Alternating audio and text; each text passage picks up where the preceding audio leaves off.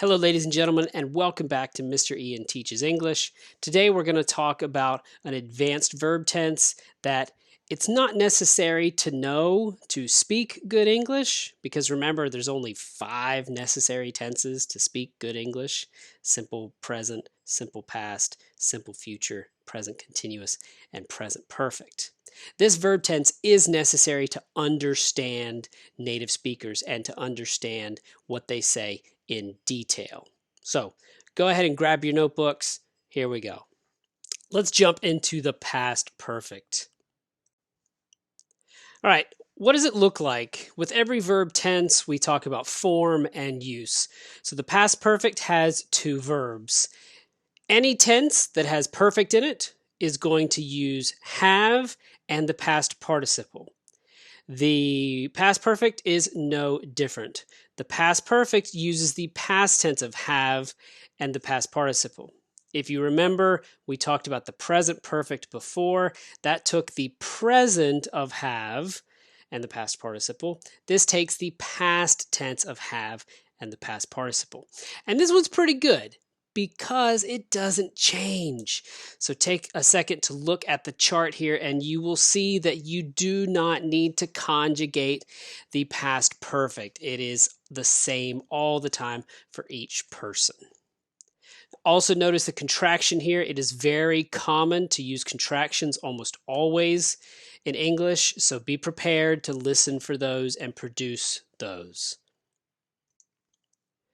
Here are some examples of the form. You can pause the video here to look at them. I'm not going to talk about all of these, but if you want to see how it's written and how it's used in different types of sentences, go ahead and pause the video now.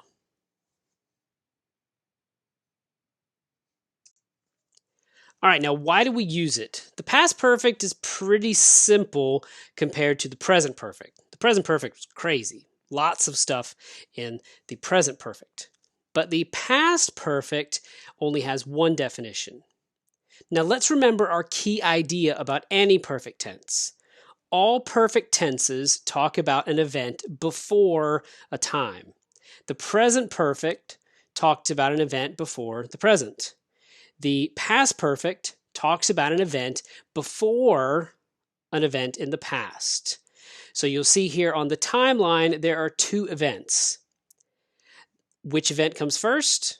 Well, the first event comes first or comes before. That event that comes first before another past event, we put in the past perfect. Some examples here. I'd checked my spelling before I sent the text. What happened first? I checked my spelling. How do we know that? It's in the past perfect. The second event, or our reference event, is in the past tense. So we're saying before we sent the text, we checked our spelling. And that's a different way to say it, just using the simple past. Second example, she'd accepted the invitation before she came. 2 events in the past. What happened first? She accepted the invitation first. What happened second? She came. Third example, Tom failed the exam after he'd studied all night. Now this one is reversed in order in the sentence, but because of the verb, we still know what happened first. What happened first? He'd studied all night. What happened second? He failed the exam. So it doesn't matter which one comes first in the sentence, it matters which one is in the past perfect. And the last example here, they couldn't attend because they hadn't paid. What happened first? They hadn't paid. How do you know that happened first? We know it happened first because it's in the past perfect. The other one is not. Now here's some more detailed examples so we can take a look at these. And I've written them in a different, more simple way or simpler way. So you can see how you might write it without using the past perfect. She'd accepted the invitation before she came.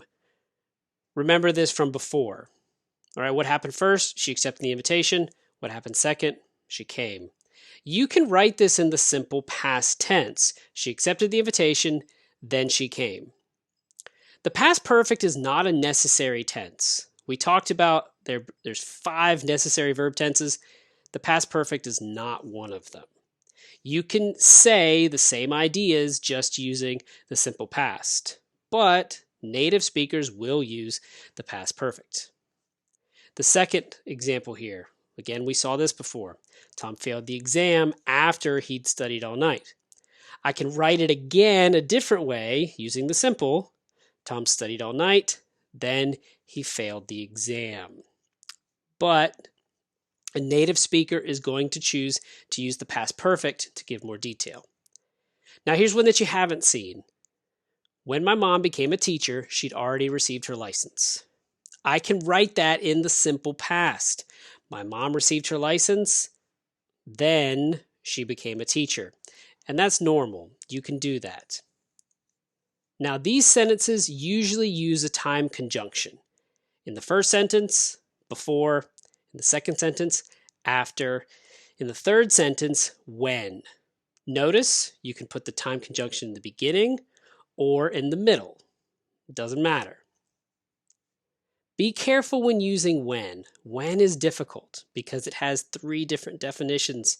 Sometimes it means before, sometimes it means after, and sometimes it means at the same time. It all depends on the verb tenses that you use. Now let's take some time to practice here. In each of these, I want you to give me 2 sentences. One sentence, use the time conjunction before. The other sentence, use the time conjunction after. Notice the first events are always the first event in time, not in the sentence. So pause it. When you're ready, hit the play button again, and I'll give you those answers. All right, here we go. Let's look at the first one. The mail had come before John arrived, and John arrived home after the mail had come. These sentences are exactly the same. They're switched. The clauses are switched, but that's not a problem because the verb that happened first is still in the past perfect. Second one. The dog had seen the squirrel before it went outside. The dog went outside after it had seen the squirrel. Again, it doesn't matter that you reverse the clauses, but notice the dog saw the squirrel continues to stay in the past perfect because it happened first in time. The USA had gone to the moon before the internet was invented, and the internet was invented after the USA had gone to the moon. And the final one, he deposited the money before the rent was due. The rent was due after he deposited the money. I hope you were able to create some sentences there. There are other possibilities. You might have moved the clauses around or changed the time conjunction, and that's fine. Go ahead and put your examples down in the chat, and I can check them to see how they look. Now, why is this important? This is not important to produce language. I showed you a couple slides ago.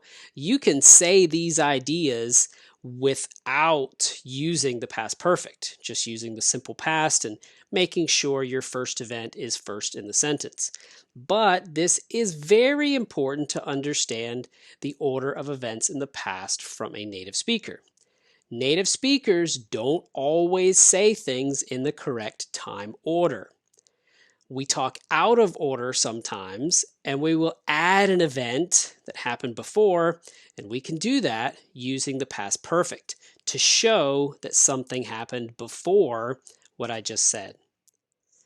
In the examples I gave you, we also had kind of nice, pretty examples that had 2 clauses. Sometimes the past perfect is used alone in a sentence, and there's not another event. But that's because there's context in the conversation or context in the story. So if you see the past perfect, ask yourself, this happened before what? Thank you so much for watching, ladies and gentlemen. I hope that these videos have been helpful. I do have to say a big thank you. We've reached almost 50 subscribers in about 2.5 or 3 weeks. I'm amazed. Thank you so much for your support. Please let me know if there are any topics that you want to cover. Leave a comment down below. Leave a comment about a sentence that you want to try out and just see if it works in English. All right. Thank you again for watching, and we'll see you next time.